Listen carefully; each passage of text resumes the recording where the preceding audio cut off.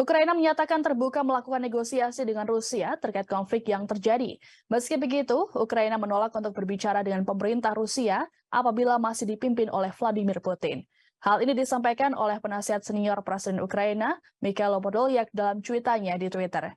Komentar ini menyusul laporan dari pejabat Amerika Serikat yang membujuk Presiden Volodymyr Zelensky secara pribadi untuk berdialog dengan Rusia.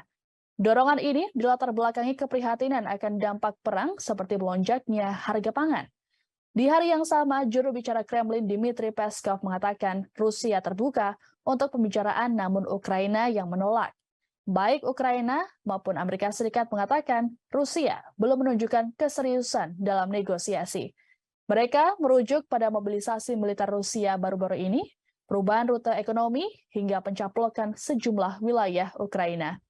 Belakangan muncul laporan bahwa Amerika Serikat dan NATO yakin pembicaraan damai bisa terjadi apabila Ukraina bisa mengambil alih Kherson dengan memenangkan pertempuran melawan pasukan Rusia.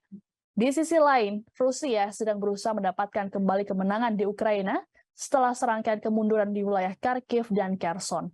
Sejauh ini tampaknya Moskow berusaha melumpuhkan Ukraina dengan memutus pasokan listrik selama musim dingin, kemudian mengerahkan pasukannya yang baru dimobilisasi untuk mendapatkan dan merebut kembali wilayah di garis depan. Diberitakan sebelumnya, para pejabat Amerika Serikat memperingatkan bahwa dukungan sekutu terhadap Kiev akan memburuk bila Ukraina menutup pintu dialog. Selain itu, juga muncul kekhawatiran terhadap dampak ekonomi dari perang Rusia-Ukraina. Dialog damai ini juga sempat ditawarkan oleh Rusia dalam pesan yang disampaikan oleh Presiden Guinea-Bissau, Umaro Mohtar Sisoko Embalo, dalam pertemuannya dengan Zelensky di Kiev. Menurut Embalo, Putin menekankan soal digelarnya dialog langsung antara Moskow dan Kiev. Embalo mengatakan Putin menilai dialog tersebut sangat penting untuk tindakan di masa depan. Kepada awak media, Embalo mengatakan bahwa Putin terbuka untuk bernegosiasi dengan Zelensky.